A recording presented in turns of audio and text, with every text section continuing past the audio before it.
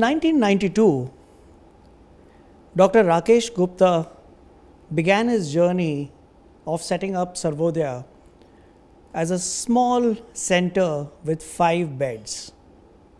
The journey has brought Sarvodaya Hospital to a point today where they have 800 bedded hospitals. They have training programs for nurses. They have skill development programs that they have established. They are offering DNB courses to prepare best doctors for the nation, not only from India, but we have students coming in from overseas to get trained at Sarvodaya Hospital. But the activity is not restricted to just healthcare. The money that is flowing in from the healthcare is being used to create an impact in the society. Society includes men, women, children, but also people who are less fortunate but deserving when it comes to disabilities, but it goes beyond humans, it includes animals. To talk about this journey and to talk about what Sarvodaya is doing in the field of healthcare as well as in the field of philanthropy, I have with me today Mrs. Anshu Gupta, who is the wife of Dr. Rakesh Gupta, but is also in a professional capacity working as the managing director of Sarvodaya Group, creating that impact and ensuring these efforts are sustainable. Welcome to BW Healthcare World, Dr. Anshu Gupta. Thank you Singh साहब. Good morning and thank you very much. आपने मुझे platform दिया अपनी बात कहने के लिए. अंशु जी, एक इंस्टीट्यूशन को चलाने के लिए सिर्फ पैसा और स्किल नहीं चाहिए होती है. It is a amalgamation of your vision, your knowledge and your abilities, but coupled with an attitude which is required.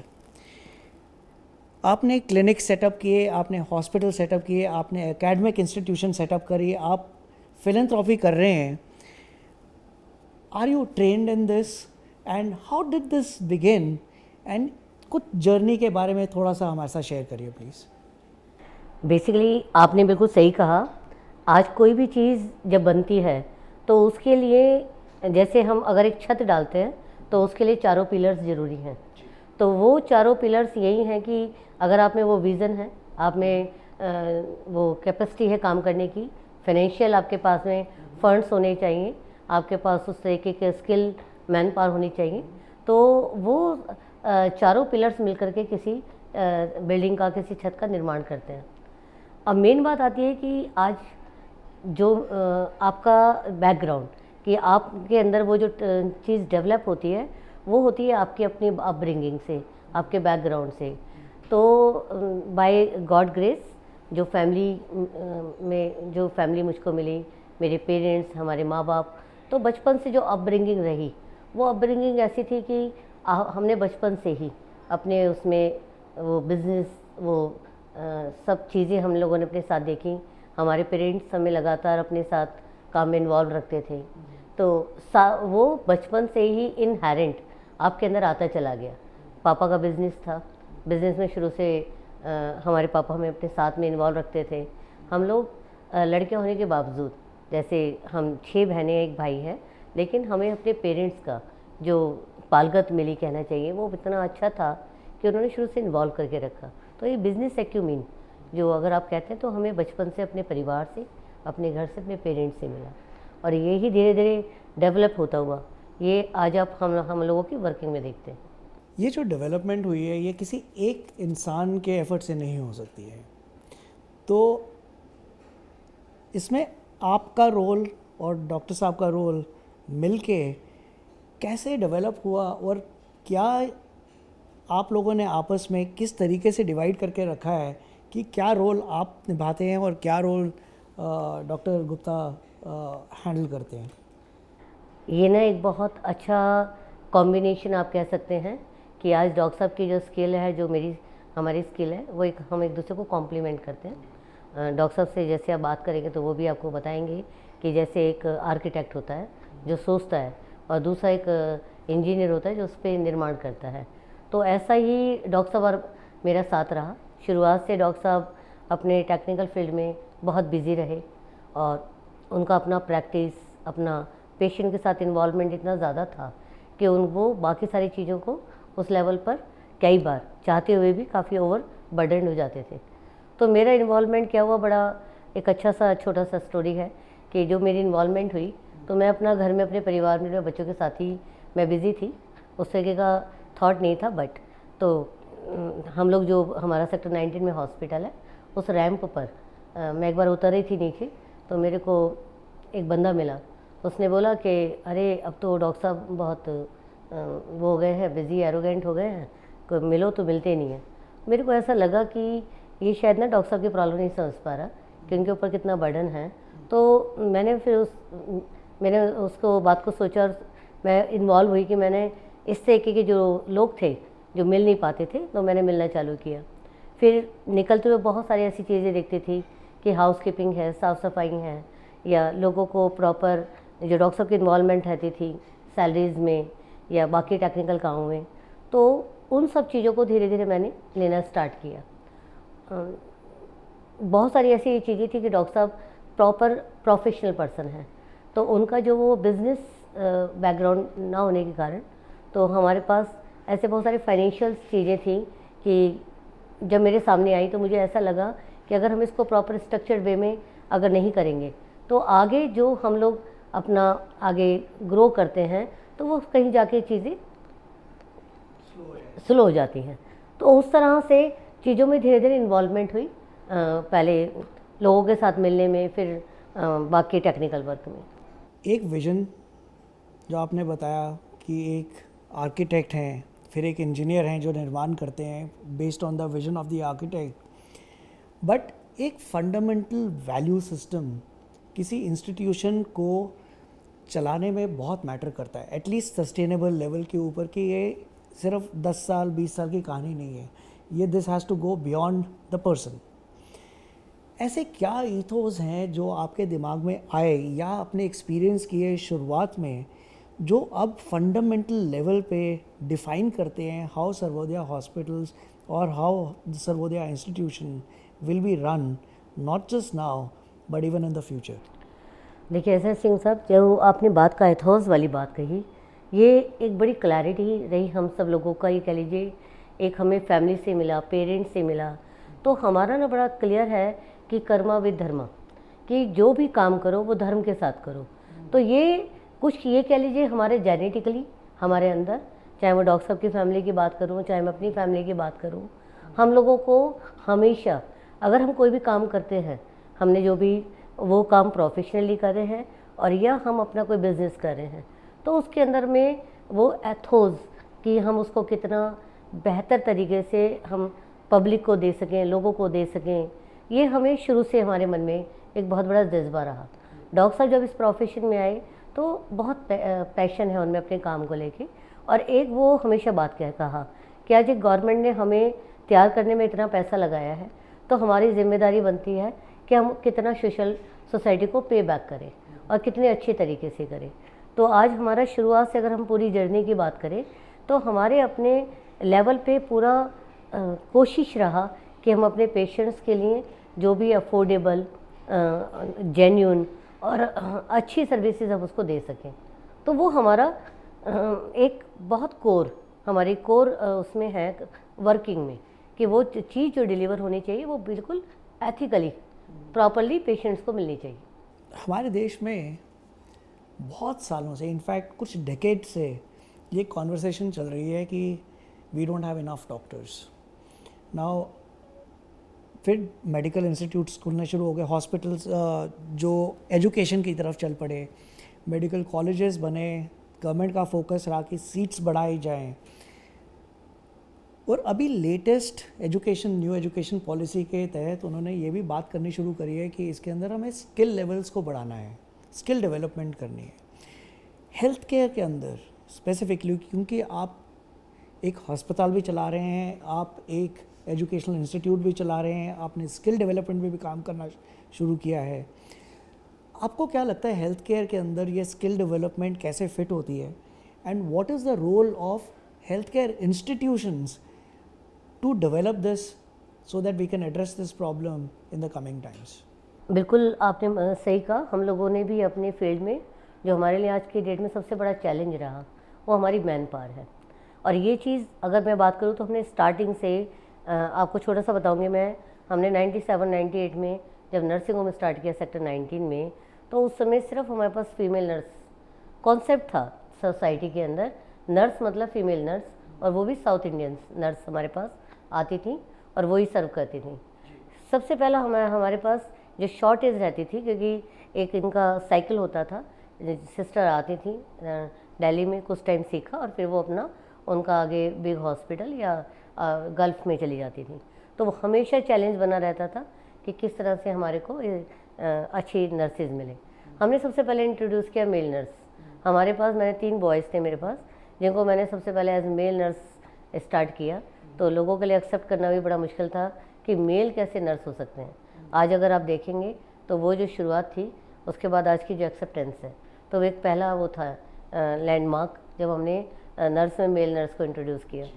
इसके बाद में हमारे पास लगातार मैंने अगर 2005 में जब ये बहुत बड़ा चैलेंज था तो हमने स्टार्ट किया था अपने वहीं छोटे से नर्सिंग होम से हमने अपना इंस्टीट्यूट स्टार्ट किया कि हमें लगता था कि जब तक आपके पास अपने ट्रेंड नर्स अपनी ट्रेंड मैन पावर नहीं होगी तो आप पब्लिक अपने पेशेंट्स को वो सर्विसेज दे ही नहीं पाएंगे।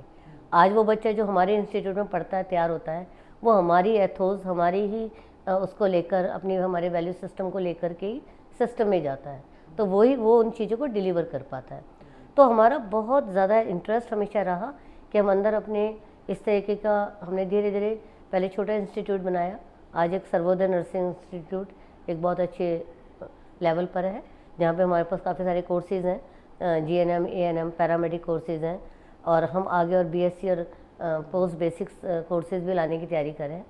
इसके अलावा हमने DNBs, फेलोशिप्स, प्रोग्राम्स कि कितनी अच्छी मैन पावर आप अपने ही लेवल पे तैयार कर सकें, क्योंकि जो अभी शॉर्टेज है अपने देश में वो आप और हम सभी जानते हैं कि अभी हमारे पास उस लेवल के उस तरह के उतने अच्छे स्किल के वो डॉक्टर्स नर्सेज नहीं मिलते।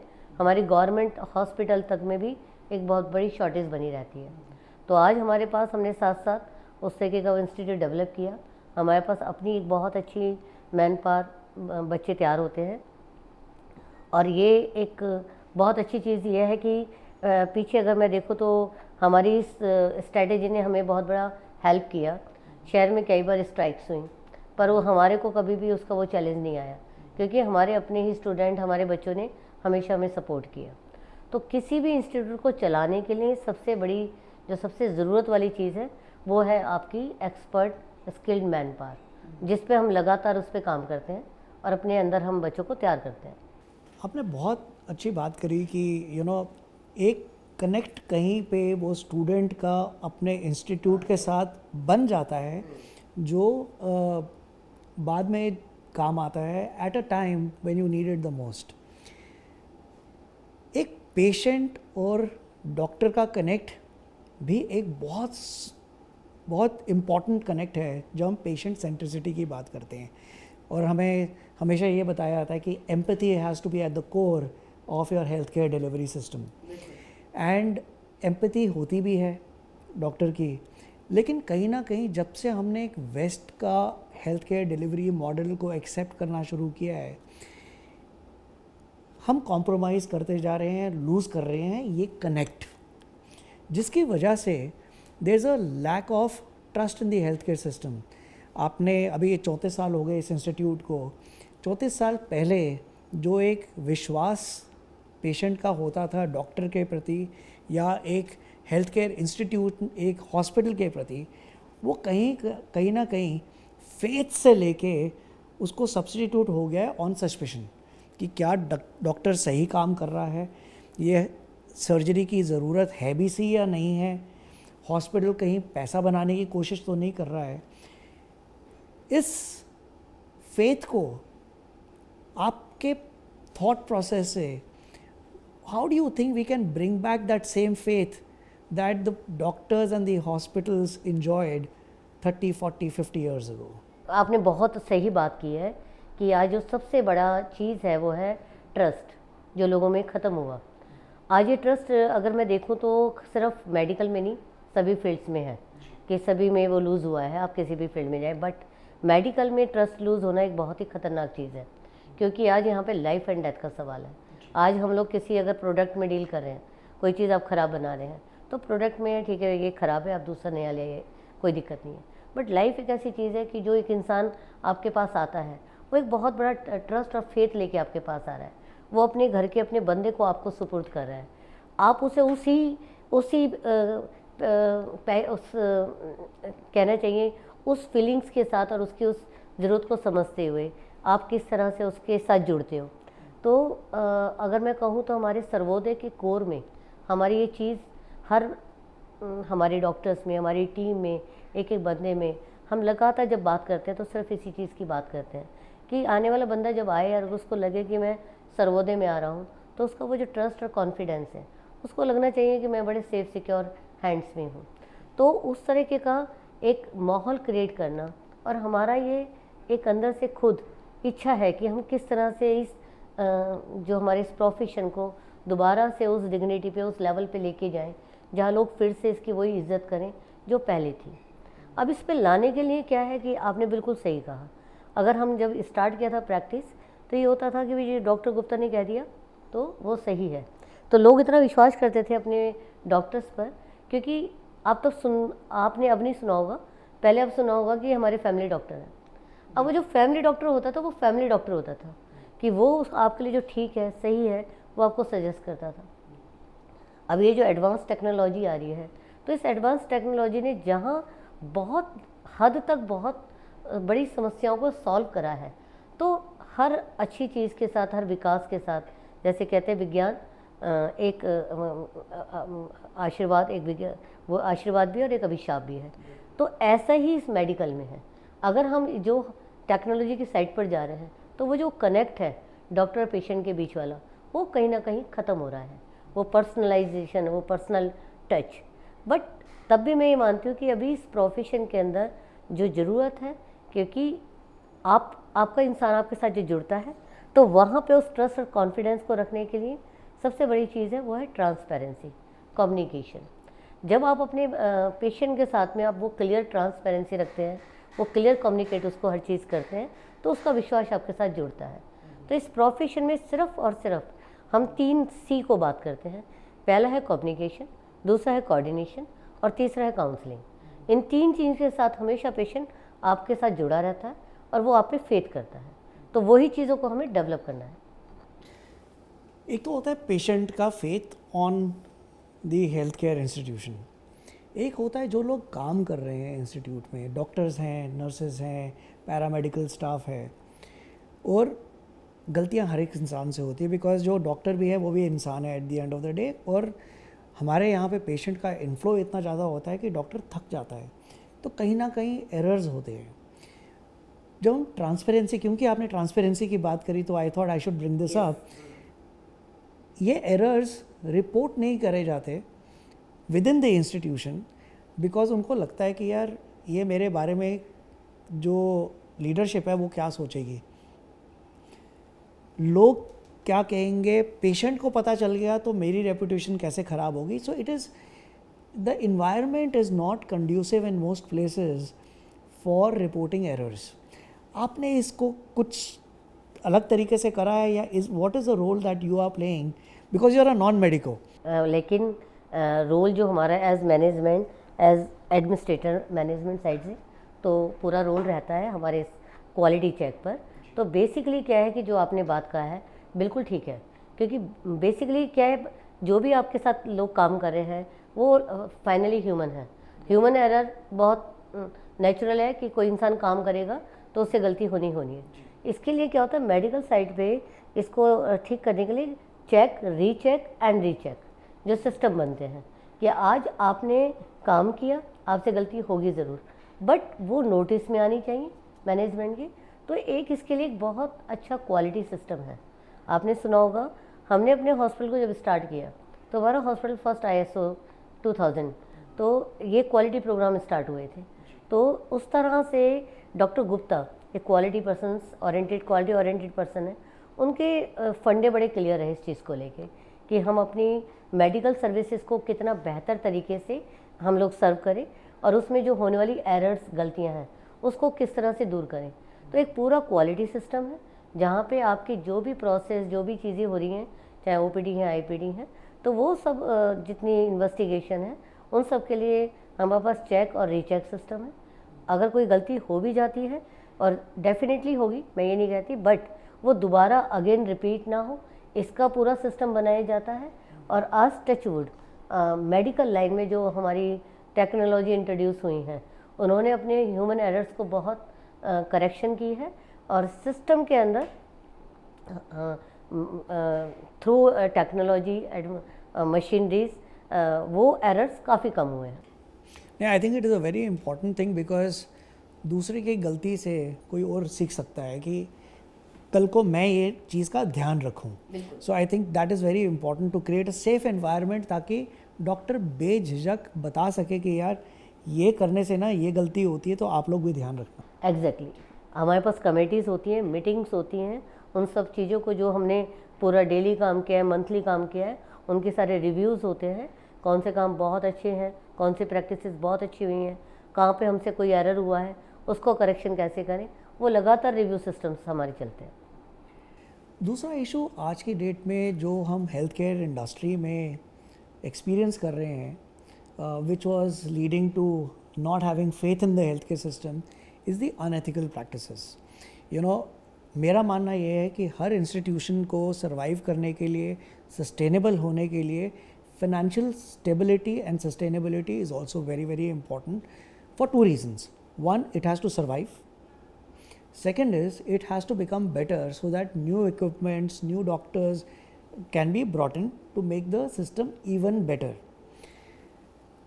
कुछ institutions हैं हमारे देश के अंदर, इनफैक्ट हमारे देश में नहीं, वर्ल्ड वाइड हैं, जो प्रॉफिटिंग को प्रॉफिटियरिंग की तरफ ले जाते हैं और वो नाजायज़ फ़ायदा उठाते हैं किसी एक सिचुएशन का।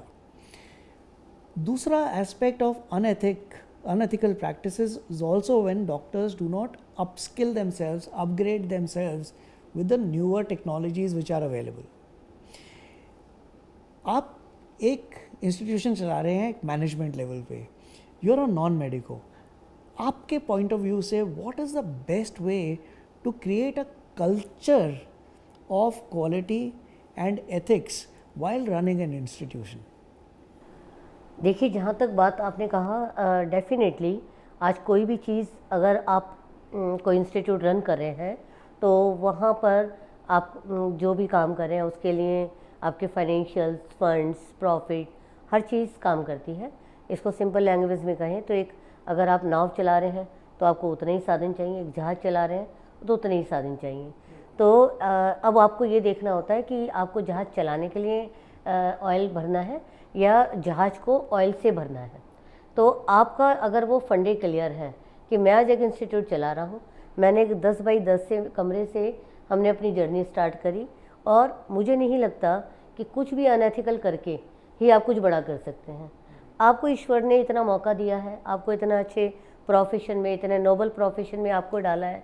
अगर आप अपने काम को शिद्दत से, धर्म से, अच्छे ढंग से आप करते चले जाते हैं, तो पैसा जो है बाय प्रोडक्ट है। जो अगर आप दही को बिलोएंगे तो मक्खन तो निकलेगा।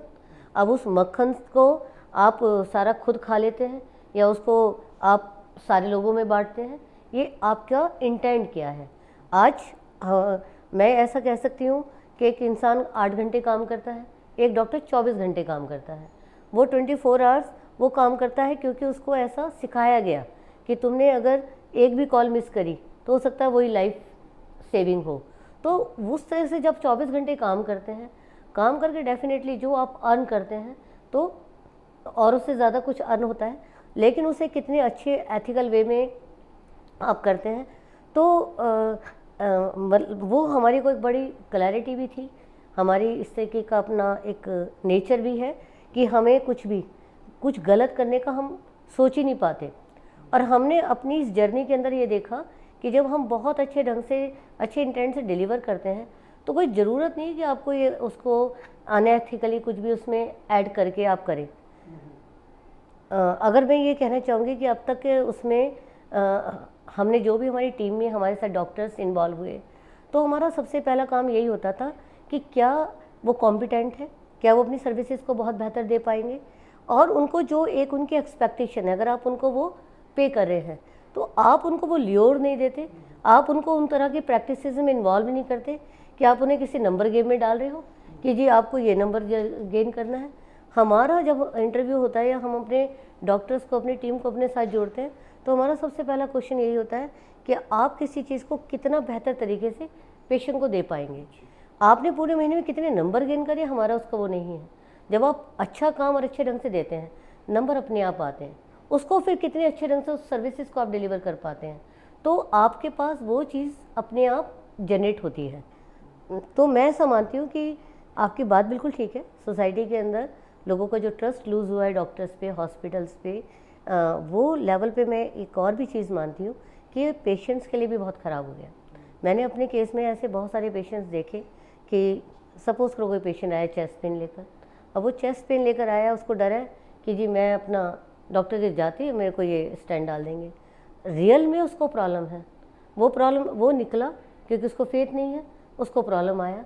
तो ऐसी चीज़ों को देख के दुख भी होता है कि वो किस तरह से हम उन पेशेंट्स को, तो इसका सबसे अच्छा तरीका जो मैंने आपको बताया, ट्रांसपेरेंसी। आप एक इंसान को एडवाइस कर सकते हैं कि देखो आपको ये प्रॉब्लम है, ये हमने एडवाइस किया, लेकिन अब इसके बाद आपके लिए ऑप्शंस हैं। उसको ये ना लगे कि मैं इस डॉक्टर्स के उसमें घिर गया या मुझे ज़बरदस्ती एडमिट कर लिया गया। तो वो धीरे धीरे, मैं मानती हूँ, जब उनको वो फेथ या वो जब वो ट्रस्ट मिलता है। बिल्कुल ठीक बात है। ये अगर ट्रस्ट हो जाए या फेथ हो जाए तो फिर वो बेझिझक डॉक्टर की बात मानेंगे, क्योंकि उनको पता है कि वो डॉक्टर उनके बढ़ोतरी के लिए, उनके बेनिफिट के लिए ही सजेस्ट कर रहा है। एग्जैक्टली। ये सब जो एथिकल वाली बात भी अगर मैं आपसे बात करूँ, ये एथिकल प्रैक्टिसेस जो भी जनरेट हुई, ये बहुत सारी कुछ ऐसी चीज़ें मेडिकल लाइन में इन्वॉल्व हुई। अगर मैं कहूँ तो वो जो टेम्पटेशंस या वो चीज़ें जो डॉक्टर्स को मिली, या जो उनको आगे ये भी बहुत डिपेंड करता है कि आप अपने इंस्टीट्यूट को एज कमर्शियली रन कर रहे हैं या एज पैशन या एज प्रोफेशनली रन कर रहे हैं। तो डॉक्टर के लिए ये भी एक बहुत बड़ी बात है कि जो अपॉर्चुनिटी है, जो उनको आगे ग्रोथ है, वो ग्रोथ उनके काम के कारण, उनके पेशेंट्स के कारण मिल रही है या नंबर्स के लिए मिल रही है। तो इंस्टीट्यूट में अगर वो नंबर गेम नहीं है, तो मुझे नहीं लगता कि कोई लेवल पे किसी तरह के अनएथिकल वर्क्स डेवलप होंगे। आई थिंक ये एक माइंडसेट और वैल्यू सिस्टम्स का इशू है। एग्जैक्टली। मतलब आप कोर है, यथा राजा तथा प्रजा, कोर से ऊपर से जो चलाने वाले लोग हैं वो आपको क्या इंस्ट्रक्शन देते हैं, वो आपसे क्या चाहते हैं, तो वो ये सब उसके अकॉर्डिंगली डिपेंड करता है। एब्सोल्युटली टॉप डाउन अप्रोच है। अंशु जी, जब हम बात करते हैं हेल्थ केयर की, मैं ये बहुत जगह बात करता हूँ कि मेरे हिसाब से there are 3 pillars of health care. एक तो है availability and accessibility of health care. Second thing है क्वालिटी ऑफ हेल्थ केयर। लेकिन फर्स्ट पिलर एक थर्ड चीज़ से भी इम्पैक्ट हो जाता है, वो है अफोर्डेबिलिटी। कि एक्सेसिबल तो है, अवेलेबल है, लेकिन एक्सेसिबल मेरे लिए नहीं है क्योंकि मैं अफोर्ड नहीं कर पा रहा हूँ। और एक सक्सेसफुल टेक्नोलॉजिकली एडवांस्ड इंस्टीट्यूट को चलाने के लिए इन्वेस्टमेंट की ज़रूरत है, कॉस्ट हैं, लेकिन अफोर्डेबल करने के लिए मेरा मानना यह है कि एफिशिएंटली रन करना इंस्टीट्यूट को, that can bring down the cost, कि मैं अपने खर्चे कितने कम कर सकता हूँ। आप नॉन मेडिकल प्रोफेशनल हैं, you been running this institution, how can a hospital in today's day and age make healthcare affordable, keeping in mind efficiency in the hospital without compromising on the quality or on the latest technology? बिल्कुल आपने बात सही कही है कि institute को चलाने के लिए सबसे पहली चीज़ है वो है आपका लीन मैनेजमेंट।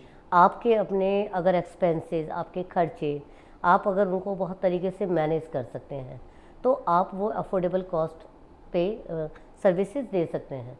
और टचवुड हमारा क्या है, शुरुआत से डे 1 से हमें ये बड़ी क्लैरिटी के साथ हमने हमेशा कोशिश ये करी कि आज हमारे अपने अंदर जो वेस्टेजेस हैं, जो हमारी प्रिक्योरमेंट्स हैं, हमारी परचेज हैं, उन सबको हमने खुद बहुत जो मेहनत करी। एक बहुत सारे लेवल पे सब लोग मेरे से कहते भी थे कि जब हम लोग काफ़ी खुद इन्वॉल्व होकर के हर चीज़ देखते थे कि क्या परचेज़ हो रही हैं, क्या चीज़ें हो रही हैं, उसका रीज़न एक ही था कि आज अगर हम उस सब चीज़ों को एक एडुकेट कॉस्ट पर अगर हम मेहनत करके अवेलेबल करते हैं, तो वो फ़ायदा एक तो ये है कि हम अपने लिए कर रहे हैं कि हमारे पास अपने पास कॉस्ट बचे, प्रॉफिट आए। एक एफर्ट्स, एक कोशिश ये होती थी कि किस तरह से पेशेंट के लिए इसको अफोर्डेबल बनाया जाए। उसके लिए आप कितनी मेहनत करके अपनी जो परचेज़, अपने खर्चे, अपनी चीज़ें, अपनी कंजप्शंस को कंट्रोल करोगे, तो वो चीज़ें फाइनली पेशेंट पे लोड होती हैं। तो अगर आप वो एफिशिएंटली, अगर आप अपनी ऑर्गेनाइजेशन को रन करते हैं, आपकी मैन पावर है आपके पास में, आप कितना टेक्नोलॉजी को इन्वॉल्व करके आप उन चीज़ों को स्मूथ करते हैं, आपके पास जो आपकी जितनी भी इन्वेंट्रीज़ हैं उनको आप कंट्रोल करते हैं, तो आपकी ऑर्गेनाइजेशन में ये बहुत बड़ा रोल है कि पेशेंट को अफोर्डेबल करने के लिए आप अपनी ऑर्गेनाइजेशन को बहुत एफिशिएंटली चलाएं, लीन मैनेजमेंट के साथ चलाएं, और उतने फालतू खर्चे आप कम से कम, जैसे मैं इसका बहुत अच्छा उदाहरण दूंगी। अगर आप देखेंगे मोदी जी का सबसे बड़ा वो रोल क्या था कि उन्होंने सबसे पहले अपनी मिनिस्ट्री में अपने खर्चों पर कटौती करी कि आप जो लेविश लेवल पे रह रहे हो पहले उसको कम करो, तो आप जनता तक चीज़ों को लेकर जा पाएंगे। हमारा भी जो फंडा काम करने का कि आप अंदर पहले अपनी चीज़ों को लीन पे लेकर के जाइए, तो आप जाकर के पेशेंट से उसको अफोर्डेबल लेवल पे दे पाएंगे। और यही कारण है कि आज कम से कम हम कॉस्ट वाइज लोग हमें अफोर्ड कर पाते हैं। इसके बाद हमारे अपनी तरफ से कोशिश ये होती है कि जो लाइफ रिस्क हैं, जो इमरजेंसीज़ हैं, हम उनको, हमारी बहुत इंस्ट्रक्शन है क्लियर हमारी कैजुअलिटी में कि जो पेशेंट आता है अफोर्ड नहीं भी कर सकता है, लाइफ सेविंग है, उसे आप ट्रीटमेंट दीजिए, कुछ भी खर्चा होता है वो मैनेजमेंट उसको बियर करेगी, उसको एब्जॉर्ब करेगी। तो वो लेवल पर हमारी पूरी कोशिश रहती है। अच्छा जी, एक इंस्टीट्यूट को सस्टेनेबल लेवल पे चलाने के लिए उसमें टेक्नोलॉजी एडवांसमेंट भी ज़रूरी है, नया इक्विपमेंट लेके आना ज़रूरी है, और ख़ुद इनोवेशन करने के ऊपर भी फोकस होना ज़रूरी है। बट ये इनोवेशन जो सा है ये एक बारी हो जाता है, दो बारी हो जाता है, बट एक सक्सेसफुल इंस्टीट्यूट को ये कंटिन्यूसली करना पड़ता है over a period of time, every time there it has to be a part of their DNA.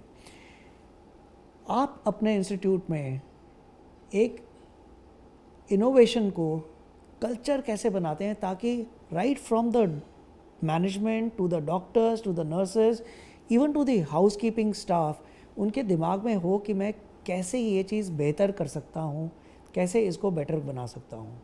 ये कल्चर कैसे क्रिएट करा जा सकता है in your experience of last 34 years?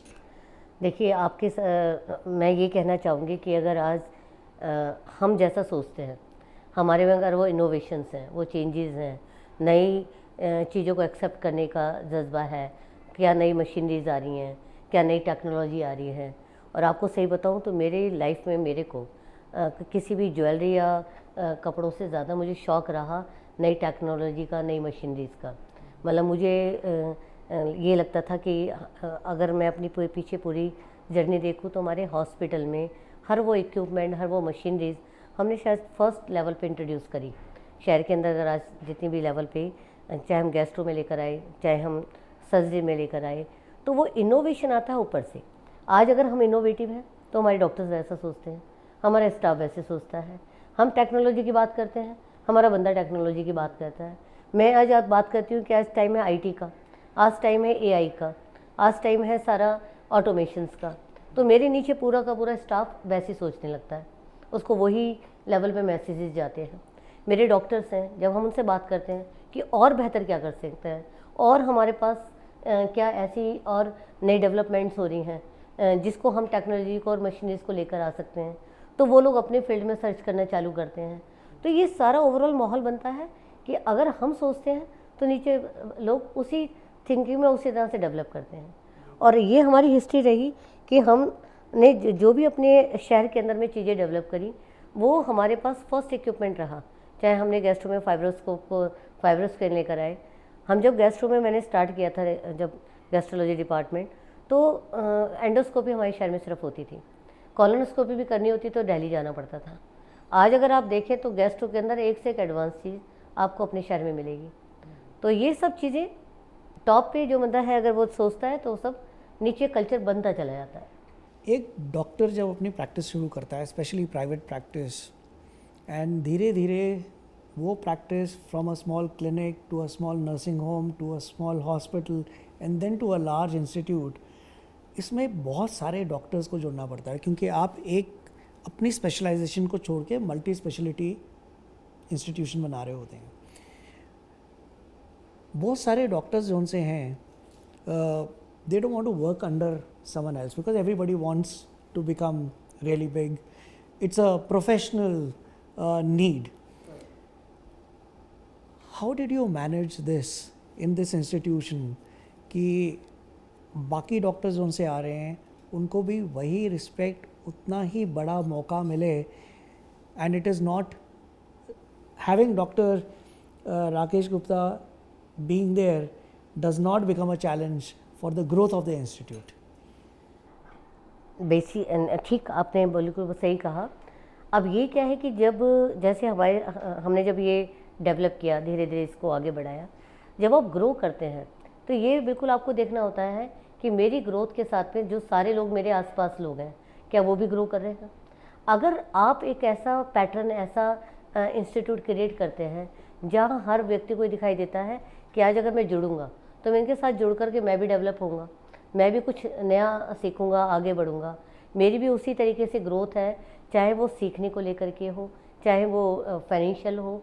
तो ओवरऑल ये एक बहुत बड़ा एलिमेंट है एचआर, जो हम बात कर रहे थे 4 पिलर्स की, उसमें एक एचआर एलिमेंट बहुत बड़ा आता है जो हर इंस्टीट्यूट के लिए एक स्पाइन का काम करता है। अगर आपके अपने इंस्टीट्यूट में आपका एचआर एलिमेंट्स आपका स्ट्रॉन्ग है, आपका कनेक्ट आपके लोगों के साथ में अच्छा है, उनके साथ अगर आपका वो जुड़ाव है कि जहाँ एक इंसान कंफर्टेबली जो वो चाहता है, ग्रो करना चाहता है, सीखना चाहता है, तो उसको अगर वो प्लेटफॉर्म अगर आपके साथ मिलता है तो वो बंदा लगातार आपके साथ जुड़ता है। आप यकीन नहीं करेंगे, हमारे पास आज की डेट में वो लोग हैं कि जो हमारे साथ में पीछे 32 ईयर से हमारे साथ जुड़े हुए हैं। हमारे सर्जन डॉक्टर हक्कू 92 में हमारे साथ जुड़े, 97 में हमारे साथ हमारी पूरी टीम है, डॉक्टर अंजलि, डॉक्टर मधुर, डॉक्टर, मतलब जो टीम हमारी सेक्टर 19 में है, वहाँ तो लोग कहते हैं कि यहाँ फेविकॉल का ड्रम लगा हुआ है, जो आता है वो चिपक जाता है। तो ये भी एक बहुत बड़ी चीज़ है कि आपके साथ लोग जुड़े, लगातार सस्टेन रहें। और मुझे बहुत खुशी होती है कि आज वो सभी लोगों ने भी एक अच्छी लेवल की, अगर हमने ग्रो करा है तो हम उनको भी एक बहुत अच्छे लेवल पर देखते हैं। Anshu, before I go to the philanthropy side, मेरा एक क्वेश्चन है regarding the nursing institute. Nursing is the need of the hour. जितना ब्रेन ड्रेन हमने आईटी में देखा है, शायद उससे ज़्यादा हम नर्सिंग में देख रहे हैं। नर्सेस ट्रेन होती हैं, एक्सपीरियंस गेन करती हैं, फिर यूरोप या मिडल ईस्ट इनको हायर करके अपने देश में ले जाता है। कहीं ना कहीं we have not been able to retain the talent for whatever reasons, whether it is respect, whether it is financials. उनको ऑब्वियसली वहीं पे ज़्यादा अपॉर्चुनिटी मिल रही है तो वो जा रहे हैं। अब आपने अपना नर्सिंग इंस्टीट्यूट भी खोला है और आपका अस्पताल भी है। How do you manage that your institute becomes an attractive place for the nurses that are being produced in the nursing institute? And second is, how do you manage not having a vested interest कि उनको हम best opportunity create करें, क्योंकि आप सबको तो employ कर नहीं सकते, तो ये आप कैसे बैलेंस करते हैं? बिकॉज ये this is a very tricky thing. हाँ, जैसे हम लोग मैनेजमेंट साइड से हैं तो हमारे लिए ये ट्रिकी चीज़ें, ये चैलेंज ही हमें बहुत अच्छे लगते हैं कि हम इसको कैसे सॉल्व करें। तो बेसिकली क्या है कि आज आपने एक तरफ बात करी ग्रोथ की, मैं ये कहती हूँ कि हम क्यों ना उस माइंड सेट से हमने चीज़ें स्टार्ट की कि जो बच्चे हमारे पास आए, हम कितने बच्चों को तो तैयार कर सकते हैं। आज हमारी सबसे बड़ी, हम जिस पॉपुलेशन की बात करते हैं, हम उस पॉपुलेशन को या तो बर्डन माने और या हम उस पॉपुलेशन को एसेट्स माने।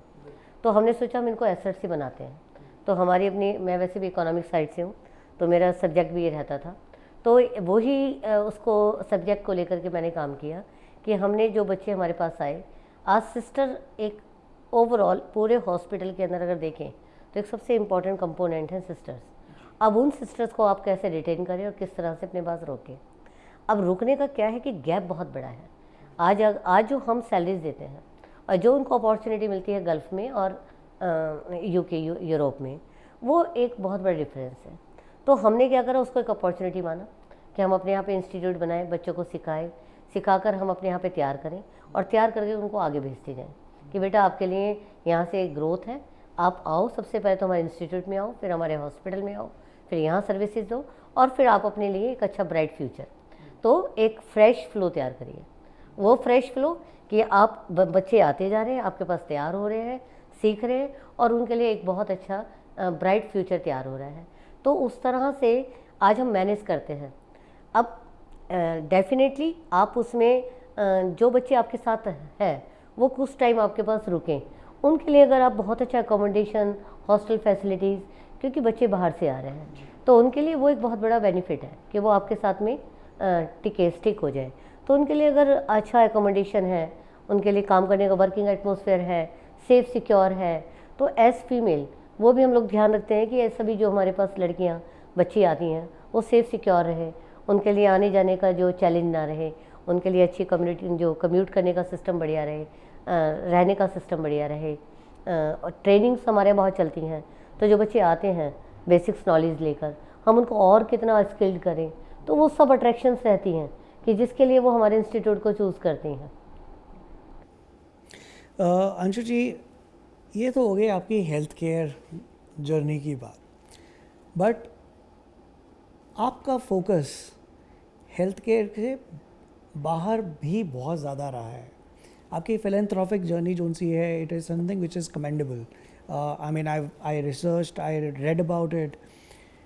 ये शुरुआत कब हुई एंड कैसे शुरू हुई? वॉज देयर सम ट्रिगर, कुछ हुआ ऐसा जिसकी वजह से आपका ध्यान हॉस्पिटल से बाहर निकल के लोगों के लिए कुछ करना, जीव जंतुओं के लिए कुछ करना, ये करने का, was it a trigger, something happened, was it an event?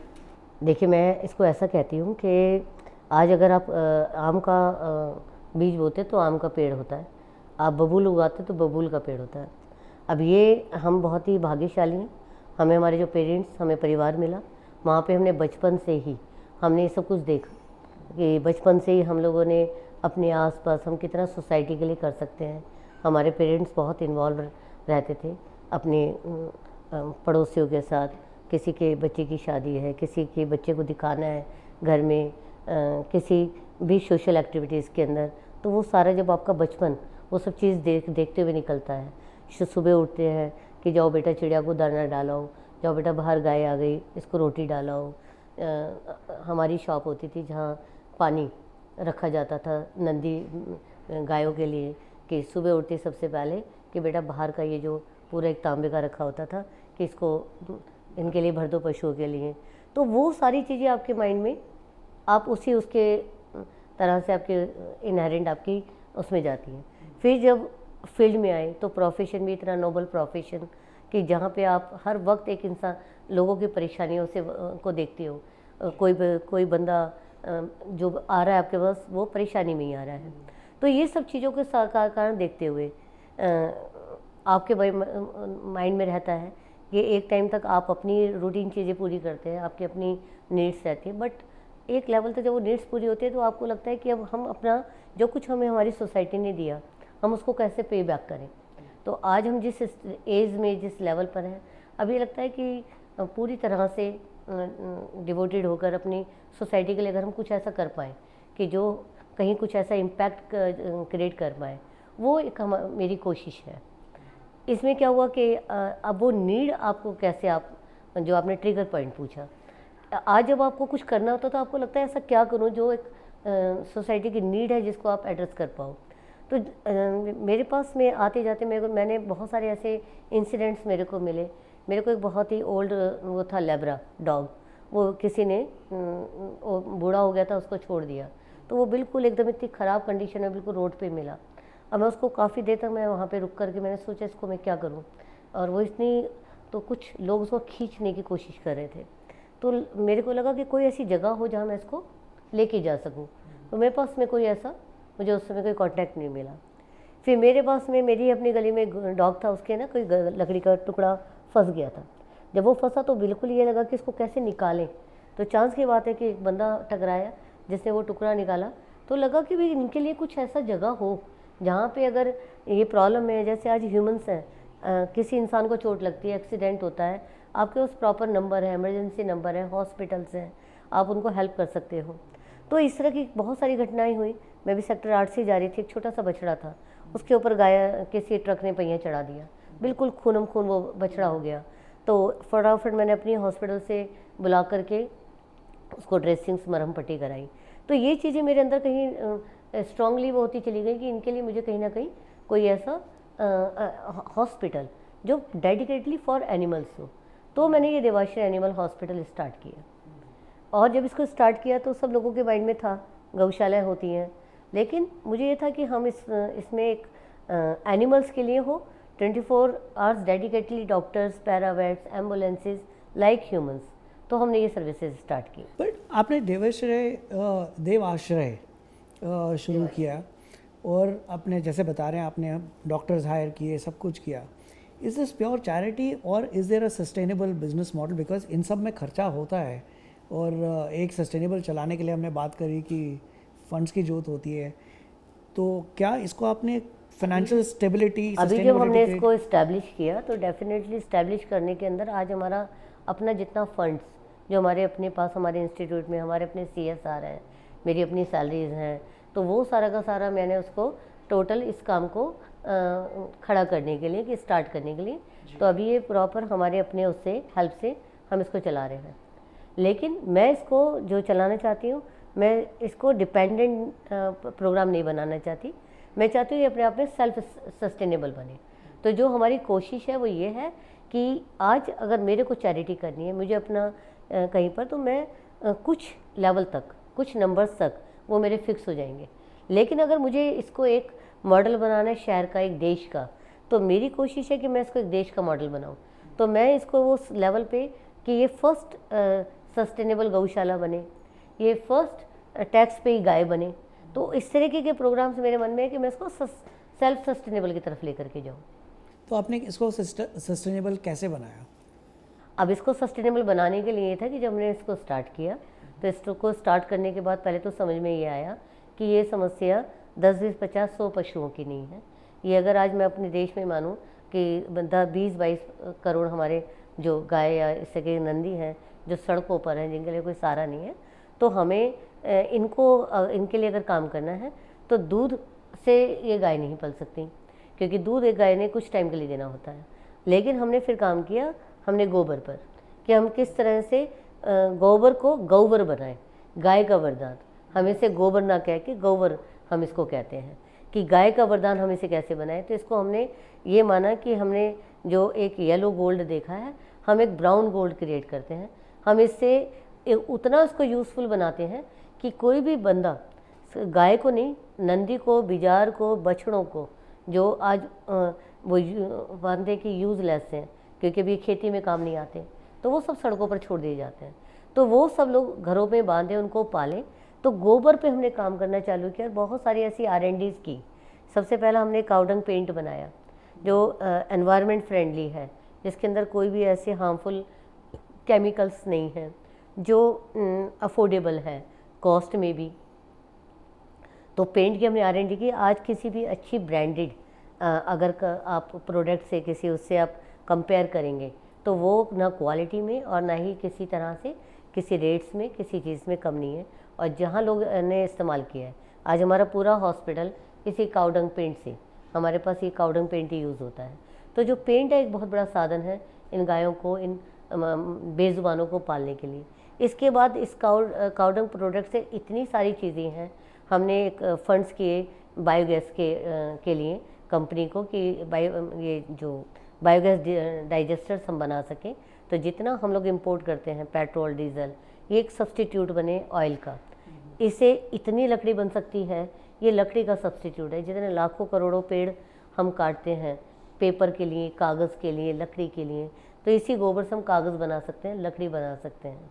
फिर जितना हम यूरिया इस्तेमाल करते हैं, अपनी धरती को जितना हम केमिकल से भरते जा रहे हैं, हम इससे इतनी अच्छी खाद पैदा कर सकते हैं जो हमारी धरती को पुनर्जीवन देगी। तो इससे हम अपनी आने वाली पीढ़ी को कम से कम वो अच्छा, मतलब कैंसर मुक्त समाज हम दे पाएंगे। फिर जो हम इससे उद्योग, एम्पावरमेंट, हमने ऐसे बहुत सारे प्रोग्राम स्टार्ट किए कि जो हमारे बच्चे दिव्यांग बच्चे हैं, लेडीज़ हैं जो घरों में रहती हैं, कहीं काम पर नहीं जा सकती हैं, उनको घरों पर ही वो इससे अपने, हम उनको मशीनें देते हैं, ट्रेनिंग देते हैं कि वो अपने घरों पर ही इससे प्रोडक्ट्स बनाएं और मार्केट में जो सेल करने का है, हम इसके लिए वो मार्केट भी तैयार कर रहे हैं। तो हम इससे एनवायरनमेंट, एम्पावरमेंट, एम्प्लॉयमेंट और एनर्जी, हम इसके चार तरफ देखते हैं। तो हमने काउनोमी क्रिएट की है। तो मैं ऐसा उम्मीद और विश्वास रखती हूँ कि हम इसको आने वाले 2-4 सालों में हम इसको बहुत अच्छे ढंग से उस शेप पे ले आएंगे जो हम आज सपना देखते हैं वो वास्तविकता बनेगा। आपका क्या एक्सपीरियंस रहा है? I mean what have you noticed while working with animals? क्योंकि देखिए, गाय पे और डॉग्स पे काम करने वाले बहुत लोग हैं, बट बहुत सारे अदर एनिमल्स हैं जो निगलेक्ट फील हो जाते हैं और लोगों को समझ नहीं आता इनके साथ क्या करें। आपके एक्सपीरियंस में ऐसे कोई इंसिडेंसेस हैं जो which you would like to share with us? Exactly, मैंने जब इस पे काम करा तो मेरे को ऐसा लगा कि अगर थोड़ा सा सेंसिटाइजेशंस और थोड़ा सा सपोर्ट अगर हमारे को गवर्नमेंट साइड से मिले, तो बेसिकली जिस तरीके की हम सोसाइटीज़ क्रिएट करते हैं कि भाई ये हमारे लोगों के रहने की सोसाइटीज़ हैं, इनके लिए अस्पताल हैं, इनके लिए स्कूल हैं, तो हमें अपने इन सभी बेजुबानों के लिए हमें एक इस तरीके का एरिया डेवलप करना चाहिए।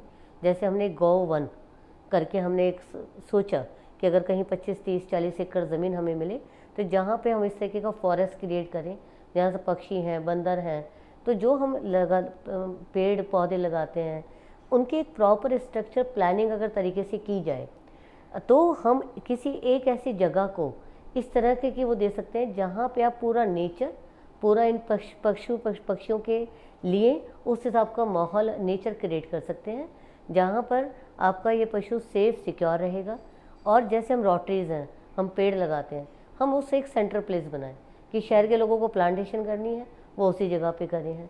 अगर आप कोई भी पेड़ पौधे उगा रहे हैं तो जहाँ पे ये बंदर, आज एक बहुत बड़ा इशू है कि बंदर बहुत भूखा घूमता है, वो शहरों में घूमता है। क्यों? क्योंकि उसके पास में कोई ऐसी जगह नहीं है, कोई आपने ऐसे पेड़ पौधे इस तरीके के नहीं है जो उनका पेट भर सकें। तो हमारी थोड़ी टेंडेंसी चेंज हो गई। आज हम लोग अगर पेड़ उगाते हैं तो डेकोरेटिव उगाते हैं, हम कोई भी इस तरीके का पेड़ नहीं उगाते जो एनवायरनमेंट को फेवर करे, मेडिसिनल हो या वो किसी उसके लिए खाने का काम करे।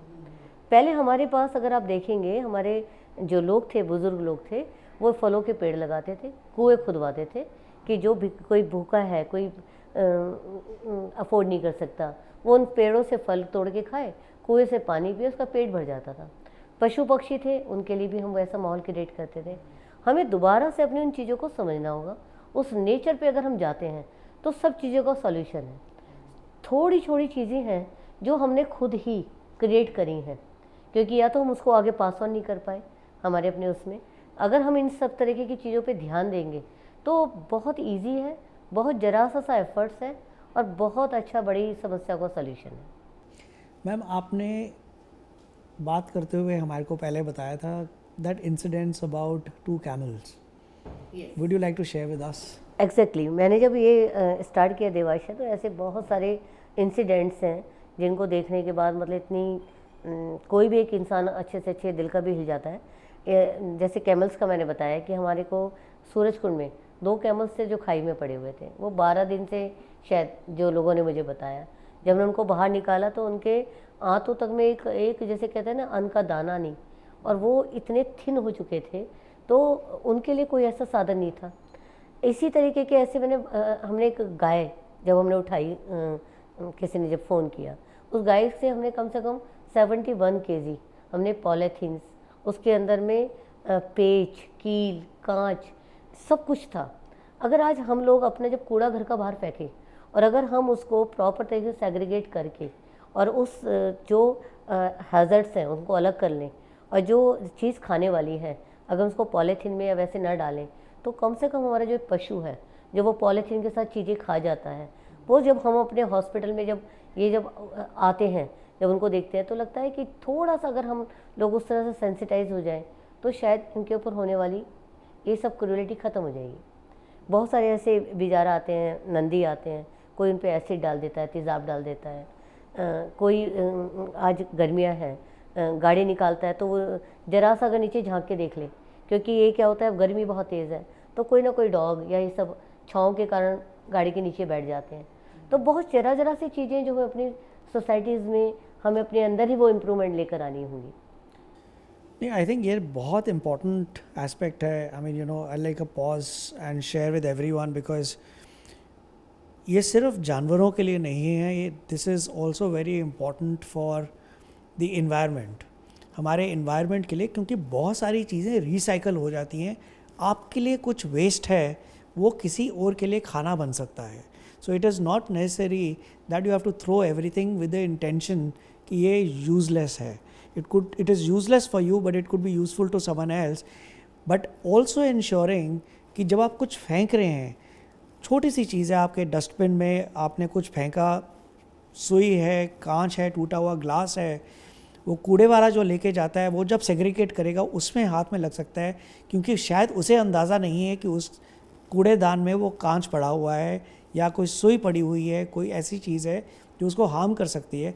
सेकेंडली, अगर उसने कर भी लिया, बाहर कहीं पे डंपिंग ग्राउंड पे है, वहाँ पे जो पक्षी आ रहे हैं उसको जब वो कंज्यूम करते हैं, not knowing that it could actually create an injury for them. So I think this is a very big important message. हमने कल इस पर काफ़ी बड़ा प्रोग्राम किया था कि हम किस तरह से अपने शहर को साफ रखें, और इस पर जो आपने बात कहा कि आप विश्वास नहीं करेंगे, ये जो रिसाइकलिंग है, जैसे हम वेस्ट कह रहे हैं, ये वेस्ट नहीं, ये बेस्ट है। हमने का नाम दिया इसको, जैसे हमने वेस्ट टू वेल्थ, कि किस है कचरे को कंचन बनाए। और ये जो प्रोग्राम था, इसके अंदर अगर आप विश्वास करें कि इसमें इतने 1000 करोड़ का बिजनेस है कि जिसे आज हम लोग वेस्ट कह करके कूड़े में डाल रहे हैं, अगर इसको तरीके से सिर्फ हर घर सेग्रीगेट कर ले तो आप ये मान के चलिए कि जैसे हम कल ई वेस्ट पे बात कर रहे थे, 60,000 करोड़ का बिजनेस है ई वेस्ट का। गवर्नमेंट ने रूल्स ले आए कि अगर आप कोई वॉशिंग मशीन ही अगर कंपनी बना रही है तो उसको जो रॉ मटेरियल मिलेगा उसका 70% आपको रिसाइकिल करना पड़ेगा, तो वो आगे से मार्केट से रिकलेक्ट करेगी। अगर वो अगर वो किसी वेंडर से भी ले लेती है तो भी चलेगा, बट उसको अपना रेशो पूरा करके देना पड़ेगा। तो गवर्नमेंट के रूल रेगुलेशंस अगर आएंगे तो वो एक बहुत बड़ा सिस्टम को डेवलप कर पाएंगे अपनी सोसाइटी में। जो हमारे इतने बड़े बंदवाड़ी खड़े हुए हैं, इतना बड़ा जो हमारा गाज़ीपुर में जो लैंडफिल एरियाज़ बने हुए हैं, तो इतने करोड़ों टन, अगर आज हम बात करें तो हमारे देश में इतने करोड़ों टन कूड़ा है जो डेली निकलता है। लेकिन अगर सिर्फ हर बंदा अपनी नेचर बना ले कि मुझे ड्राई को ड्राई में और वेट को वेट में डालना है, तो ही ये समझ लीजिएगा कि देश का सबसे बड़ा भयंकर प्रॉब्लम सॉल्व हो जाएगा। तो आज कल हमने प्रोग्राम भी किया इस पर, ड्राई पे और वेट पर। मेरा next question has two parts to it. One is, you are a woman entrepreneur. When you initiated yourself in Sarvodaya as a professional, as a woman professional, were there some challenges that you had to face, both at the personal front or in the professional front? Acceptance of a non-medico woman entrepreneur joining a highly environment which is highly skilled. One is that आपकी learnings क्या रही हैं, and what is it that you are doing to create a different environment for women around you? क्योंकि जिस area में आप काम कर रहे हैं उसके surrounding semi urban and rural areas भी ज्वाइन होते हैं। वहाँ पे the thought process of a woman and what a woman could is not the right word, should be doing, उस thought process को change करने के लिए आप आज क्या कर रहे हैं? Based on your own, of course, you came from a business family, you're a privileged person, you were married to a professional, but सबको ये opportunity नहीं मिलती है। So what has been your journey? What are the challenges you faced, and what is it that you are doing for the women around in this region? देखिए, इस तरह से आप ये कह सकते हैं कि मैं एक बहुत लकी पर्सन हूँ कि पेरेंट साइड से तो बहुत अच्छा एक्सपोजर और एनकरेजमेंट हमेशा मम्मी पापा की साइड से मिला। मतलब मैं अपने शहर में शायद जब 6th में थी तो मैं गाड़ी चलाती थी, स्कूटर चलाती थी, मोटरसाइकिल चलाती थी। मेरे को हर चीज़ जो It is too late to go and catch you by traffic police. हाँ, डेफिनेटली। मतलब वो तब तक उतने रूल रेगुलेशन, क्योंकि ना तो शहर में इतने ट्रैफिक्स होते थे और उस तरीके का चैलेंज नहीं आता था। बट हाँ, उस समय पे जब वो आपको सब कुछ मिलता है तो पेरेंट्स की साइड से बहुत सपोर्ट रहा। पेरेंट्स की साइड के बाद जब मैरिज हुई तो डॉग साहब एक बिल्कुल ही ट्रूली आइडियल जैसे हस्बैंड होते हैं कि वो अपनी तरफ से जो भी सपोर्ट कर सकते थे। उनकी साइड से कभी ऐसा नहीं रहा कि भाई आज मैं नॉन मेडिको हूँ या मेरे को ये नहीं आता। वो जितना मेरे को मतलब एक बहुत ही अच्छे कहना चाहिए मेंटोर टीचर कि उन्होंने बहुत सिखाया। और शादी के बाद जितनी भी आप ये आज देखते हैं तो वो सारी ट्रेनिंग टीचिंग डॉग साहब ने मुझे दी, साथ में इन्वॉल्व किया काम के साथ में। और जहाँ जहाँ मेरे को कोई चैलेंज आता था तो वो हमेशा बहुत सपोर्टिव रहे और उनके साथ रहते हुए मैंने बहुत कुछ सीखा और मैं इस तरीके से आगे इस फील्ड में मैं आगे बढ़ती गई। इसके बाद में फिर जो बच्चे हैं साथ में, बच्चे बहुत सपोर्टिव रहे। बच्चों के साथ में बहुत आगे, जैसे टेक्नोलॉजी का टाइम है तो बच्चे हर वक्त बहुत सिखाते हैं कि ये तो नेवर एंडिंग है लर्निंग और टीचिंग। तो ओवरऑल जो माहौल है, जो साथ में लोग हैं, वो अगर आपको उन सबका सपोर्ट मिलता है और वो सब सपोर्ट करने के बाद में जो आपके लिए चैलेंज है वो आपके लिए हमेशा अपॉर्चुनिटी बनता है। कुछ मेरी राशि भी लियो है तो हम लोग वैसे भी क्या है हर चैलेंज को अपॉर्चुनिटी की तरह देखते हैं। तो जो हमारे साथ में कुछ अगर चैलेंजेस आए भी तो वो चैलेंजेस ऐसे थे कि जिनको एक आदमी एंजॉय करता है उनको करने के अंदर। कोई आपने काम किया, जैसे हमने जब सेक्टर 19 से यहाँ सेक्टर 8 में हमने स्टार्ट किया तो हर बंदे का एक ही बात आता था, भाई आप लोग कैसे बनाओगे, आपको क्या आता है, आप कोई बहुत बड़े कॉर्पोरेट चलाने वाले लोग नहीं हैं। तो हम वो चैलेंज की तरह लेते थे कि मेरे अपने आर्किटेक्ट शशिधर, उन्होंने मेरे को जब हम इसका 3rd स्लैब डाल रहे थे तो उन्होंने मुझसे कहा कि देखो मैडम आप तो इसको शायद नहीं चला पाओगे, आप मुझे पार्टनर बनाओ साथ में, तो हम लोग मिल करके इसको प्लान करेंगे। तो मैंने कहा चलो ठीक है कोई बात नहीं, आप भी और हम भी साथ साथ चलते हैं। तो वो तो खैर उन्हें दिल्ली छोड़ के वापस जाना पड़ा। पर तो आप उन चीज़ों को अपने लाइफ में आने वाली चीज़ों को किस तरह से चैलेंज को आप उनको सीखते हैं और करते हैं, ये बहुत डिपेंड करता है आपके साथ वाले, आपके अगर फैमिली में आपके अपने सपोर्ट आपको मिलता है तो आपके लिए बहुत बेनिफिट रहता है। इसके बाद ये होता है कि एज वीमेन जैसे डेफिनेटली मेरा एक बड़ा वो रहा इंटरेस्ट कि मैं किस तरह अपने आसपास जो हमारी वीमेंस हैं उनको कैसे एम्पावर करें, जो नीडी हैं, जो काम नहीं कर सकती हैं, तो उनको किस तरह से ऐसी चीज़ें करें उनको साथ में कि उनको अप स्किल करें, स्किल उनका उसको से ट्रेनिंग्स दें कि वो अपनी अर्निंग कर सकें। तो हॉस्पिटल में अगर मैं कहूँ तो हमने बहुत सारे इस तरीके की फ़ीमेल्स आज हमारे साथ में हैं जो जब मेरे साथ जुड़ी तो जिनको जो हाउस वाइफ थी, जिनको उस तरह कॉन्फिडेंस नहीं था, तो उनको वो कॉन्फिडेंस देना, ट्रेनिंग्स देना, एनकरेज करना, उनको साथ में जोड़ा। फिर आज हमारे साथ ऐसे बहुत सारे विलेजेस और इस तरीके की हमारे साथ बहुत सारे ग्रुप्स हैं जिनको जुड़कर मतलब मेरा ये पैशन है कि मैं किस तरह से उनको एम्पावर करूं, ट्रेनिंग्स दूं। तो ये लगातार कोशिश रहती है। Fantastic. It has been such a beautiful conversation क्योंकि बहुत सारी चीज़ें आपने करी हैं जो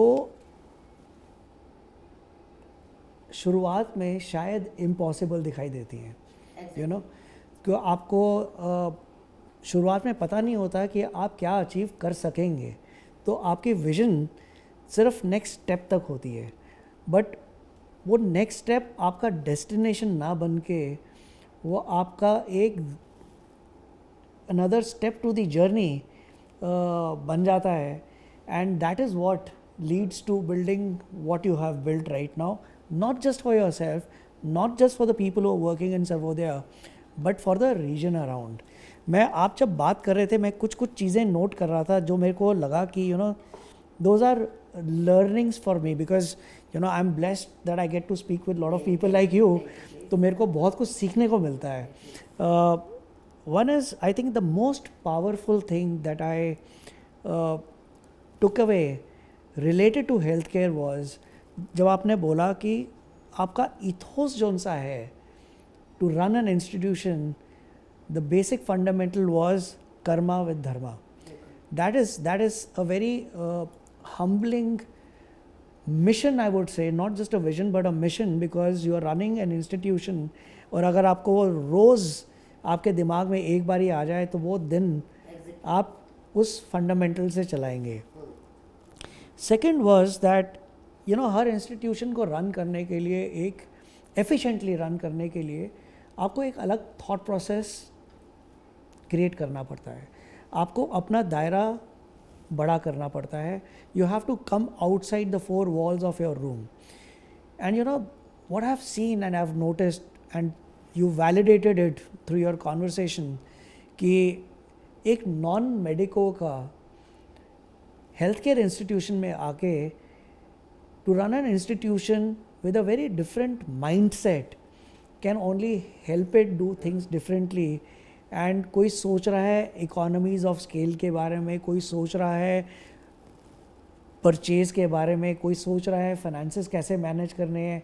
आपने HR की बात करी उसमें. सो it is a very beautiful thing how a non medical person can think जो आप कर रहे हैं एज अ डॉक्टर, हम इसको और बेहतर तरीके से कैसे कर सकते हैं. So I think like you said that you and your husband, they were bringing complementary skills to the table, and this is what has led to what you have built today.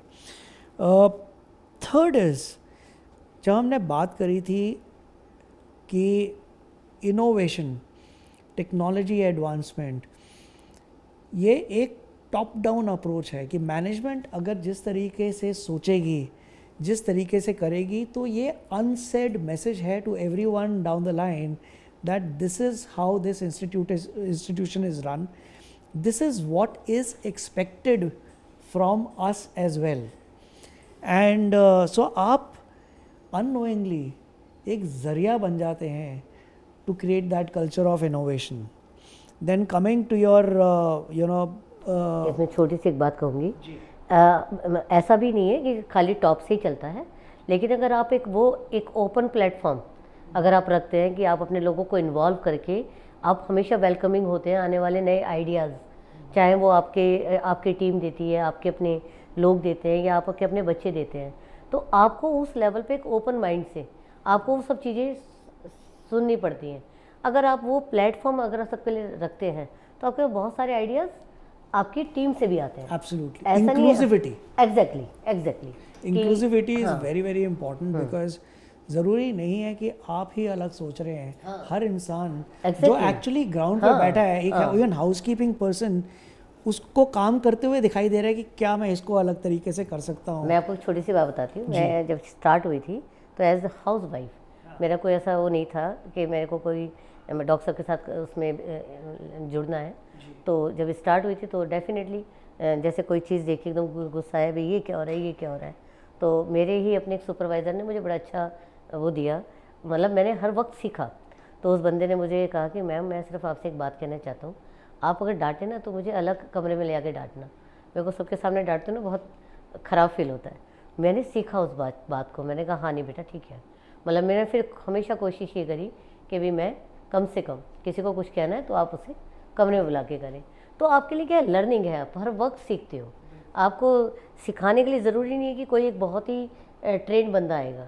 वो training आपके कोई छोटा बच्चा भी आप उससे भी सीख सकते हैं. तो ये लर्निंग हमेशा नहीं, it is very beautiful because उसने सिर्फ जब आपका माइंडसेट में आपके दिमाग में ये चीज़ डाली, he did not realize that it is not just for him. आपको जो इम्पैक्ट किया है तो आपको लगा कि अगर इसको लगा है तो बाकी सबको भी लगता होगा. So it has impacted your way of thinking and running that institution. It's a managerial learning. Now beyond the institute, जो आपने, जब मैंने आपका फिलैंथ्रोपी के एस्पेक्ट से सुन रहा था आपको, you know what was very beautiful is कि हर चीज़ में आपने अपॉर्चुनिटी देखी।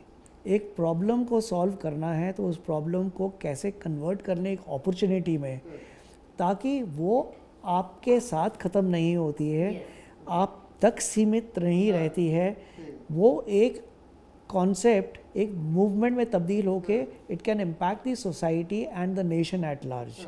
तो आपने जब बात करी थी कि गोबर को गोबर ना सोच के गौरव गौवर गौवर गाय का वरदान, हाँ गाय का वरदान, और उसको ब्राउन गोल्ड जब दिमाग में, you know it just these certain words just change your thought process and how you look at the situation, कि आप सडनली देखने यार इसमें तो बिजनेस अपॉर्चुनिटी है, इसमें कितना स्कोप है, इससे तो मैं ये भी कर सकते हैं। तो एक आपने थॉट प्रोसेस इम्पैक्ट किया, that was very very important. And similarly जब आपने बात करी कि कचरे से कंचन, that is such a beautiful thing, कि हम बहुत लोग बोलते हैं कि हमारे कचरा में बहुत कुछ चीज़ें हैं जो किसी और के काम आ सकती हैं, लेकिन उसको अगेन वर्ड्स में तब्दील करना ताकि आप सोचते रहें। Last but not the least, आपने जब बताया कि you know as a woman entrepreneur the kind of support that you receive from your husband and the belief that he had in you, I think that is a very important thing for everybody to understand. This is changing the stereotype that wives acknowledge the work of their husbands. And दूसरी चीज़, एक message for everyone, एक काम जो नहीं करना है इनकी तरह वो है कि 18 साल से पहले गाड़ी नहीं चलानी है। So on that note ma'am, thank you so much for speaking to us at BW Healthcare World. This has been such a pleasurable conversation. I really enjoyed. I hope you did too. नहीं, thank you very much, मुझे खुद बहुत अच्छा लगा और आपने मुझे इतना अच्छा प्लेटफॉर्म दिया, और जो भी मैं बात आपसे की वो कितना मतलब मेरी तरफ से कितना आपकी उम्मीद पूरी मुझे नहीं पता, बट हाँ definitely thank you very much.